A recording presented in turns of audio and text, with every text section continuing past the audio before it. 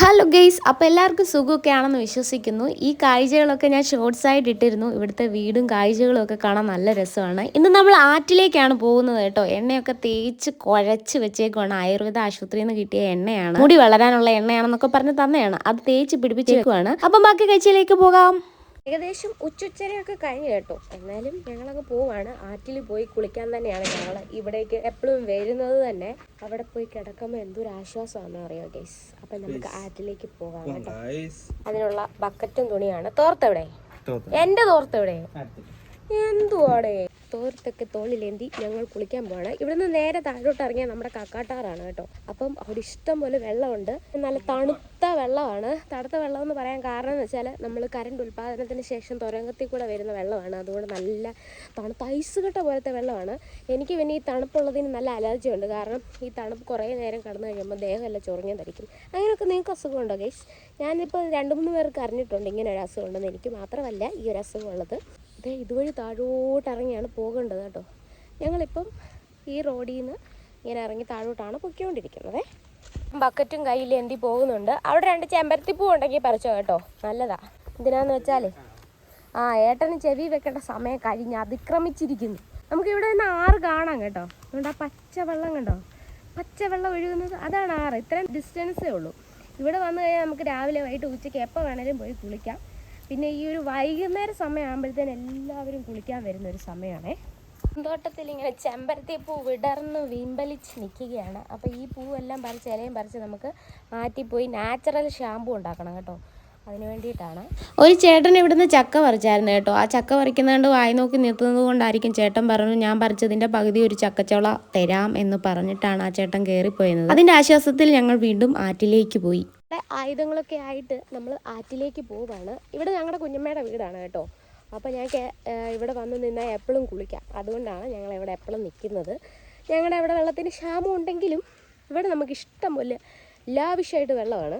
വെള്ളത്തിൽ എത്ര നേരം വേണേലും കിടക്കും. രാവിലെയൊക്കെ ആണെങ്കിൽ ഇഷ്ടം പോലെ സമയം. പിന്നെ അതുകൊണ്ട് ഞാൻ നിൽക്കുന്നതിൻ്റെ കുറച്ചപ്പുറത്തായിട്ട് പിക്കപ്പൊക്കെ കിടപ്പുണ്ട്. ഈ ആറ്റിൻ്റെ തീരത്താണെങ്കിൽ കിണർ കുഴിച്ചിട്ടുണ്ട്. അവിടുന്ന് പഞ്ചായത്ത് വെള്ളം ഇവിടുന്നാണ് ശേഖരിച്ച് കൊണ്ടുപോയി ആൾക്കാർക്കിലേക്ക് കൊടുക്കുന്നത്. അപ്പോൾ കിണർ കുഴിക്കുമ്പോൾ കിണറ്റിലെ വെള്ളമാണ്, അത് ശുദ്ധീകരിച്ചിട്ടുള്ള നല്ല വെള്ളമാണ് കേട്ടോ. ഇവിടെ നമ്മുടെ സേത്തോട്ടിലെ ദീപ്തിച്ചേച്ചിയുടെ അച്ഛനെ എപ്പോഴും കാണാറുണ്ടായിരുന്നു. അച്ഛൻ ഇവിടെ ആയിരുന്നു പശുവിനെ തീറ്റുന്നതൊക്കെ ഇവിടെ ആയിരുന്നു കേട്ടോ. ഇപ്പം കാണാറില്ല. ഇപ്പം അച്ഛൻ ഇങ്ങോട്ട് വരുന്നില്ലെന്ന് തോന്നുന്നു. അപ്പോഴൊക്കെ ഞങ്ങൾ മിണ്ടുമായിരുന്നു ഇവിടെ വെച്ചൊക്കെ. ഭയങ്കര തണുപ്പാണ്. അത് ഇവിടെ വന്നിട്ട് പരിശോധിച്ച് നോക്കാൻ വേണമെങ്കിൽ ആൾക്കാരെ കൊണ്ടുവന്നു. അതുപോലെ നല്ല തണുപ്പാണ്. ഏത് സമയത്തും ഉച്ചയ്ക്കാണെങ്കിലും രാത്രിയാണെങ്കിലും പകലാണെങ്കിലും നട്ടുച്ച വെയിലത്താണെങ്കിലും വെള്ളത്തിലോട്ട് ഇറങ്ങാൻ നമുക്ക് ഭയങ്കര ബുദ്ധിമുട്ടാണ്. ഭയങ്കര തണുപ്പാണ്. പിന്നെ ഇവിടെ നോക്ക്, ഇതുപോലെ മഞ്ഞ മുളയാണ് നിറച്ച്. അതുകൊണ്ട് ഇവിടെ ചെറിയൊരു തണുപ്പൊക്കെ ഉണ്ട് നമ്മുടെ ഈ കടവിൽ, തുണി കഴുകുന്ന കടവിലൊക്കെ. അപ്പം ഈ മുള ഇങ്ങനെ കിടക്കുന്ന കാരണം നല്ല തണുപ്പാണ്. നിങ്ങൾ ആർക്കെങ്കിലും ഇവിടെ വന്ന് കുളിക്കണമെങ്കിൽ അറിയിച്ചാൽ മതി. ഞങ്ങളിവിടെ ആറ്റത്തീരത്ത് കൊണ്ടുവന്നിരിക്കും. കേട്ടെ എന്തോ എന്നെ തെറിവിളിക്കുമായിരുന്നു കേട്ടോ. ഇപ്പോൾ ഞാൻ പറയാൻ പറഞ്ഞപ്പോൾ അങ്ങ് നിർത്തി. ഇതുപോലെ മഞ്ഞമുളയാണ് ഇവിടെ. അപ്പോൾ ഞങ്ങളുടെ ബക്കറ്റ് നിറച്ച് എൻ്റെ തുണിയും ചെമ്പരത്തി പൂവായിട്ടൊന്ന് ചെവി വെക്കാനുള്ളത് കൊണ്ടാണ് വന്നിരിക്കുന്നത്. നമുക്ക് ഇവിടെ മഞ്ഞ മുളയാണേ, അത് അങ്ങോട്ടേക്ക് വീണ് കിടക്കുക. പിന്നെ ഞാൻ നിങ്ങളൊരു സാധനം കാണിക്കുക. തഴ, അതാണ് നമ്മുടെ കൊട്ടയൊക്കെ പണ്ട് കാലത്ത് നെയ്തുകൊണ്ടിരുന്ന തഴയാണ് കേട്ടോ. മുള്ളുണ്ട് കേട്ടോ ഇലയുടെ സൈഡിൽ. നമ്മുടെ കൈതയൊക്കെ ഉണ്ടല്ലോ, കൈതയുടെയൊക്കെ മുള്ളു പോലെയാണ് ഇരിക്കുന്നത്. ഇതാണ് നമ്മുടെ ആറ്റൻതീരം കേട്ടോ. ഇത് ഏകദേശം നമ്മുടെ ഇതിൻ്റെ നേരെ അക്കര എന്ന് പറയുമ്പോൾ 3 കല്ല SNDPയുടെ അവിടെ ആയിട്ട് വരും കേട്ടോ. ഇവിടെ ഇതുപോലെ മഞ്ഞ മുളയൊക്കെയുള്ള നല്ല കാഴ്ചകളാണ് ഇതിൻ്റെ തീരത്ത് നിന്ന് കിട്ടുന്നത്. പിന്നെ ഒരു കാഴ്ചയുണ്ട് ഗൈസ്, ഈ വെള്ളത്തിലേക്ക് എന്താ തണുപ്പെന്നറിയാമോ? മീനുകളെല്ലാം കൂടി ഇപ്പോൾ ഓടി വരും കേട്ടോ. കാലിൽ കൊത്താൻ വേണ്ടിയിട്ടാണ്, വേറൊന്നുമില്ല. കാലിൽ അതുപോലെ അഴുക്കുണ്ടെന്ന് തോന്നുന്നു. ഇവർ കൊത്തുമ്പോൾ ഒരു ചെറിയ ഇക്കിളിയൊക്കെയാണ്. ഏട്ടാ ഇപ്പോൾ വെള്ളത്തിൽ ചാടാമെന്നാണ് പറഞ്ഞിരിക്കുന്നത്. അപ്പം ഇവിടെ ഒരു വലിയ കമ്പ് കിടപ്പുണ്ട്. പുതിയ ആൾക്കാർ ആരെങ്കിലും വന്ന് ഇവിടെ ചാടുവാണെങ്കിൽ അത് സൂക്ഷിച്ച് ചാടണം. നീന്താൻ അറിയാം, പക്ഷെ എനിക്ക് നീന്താൻ അറിയത്തില്ല.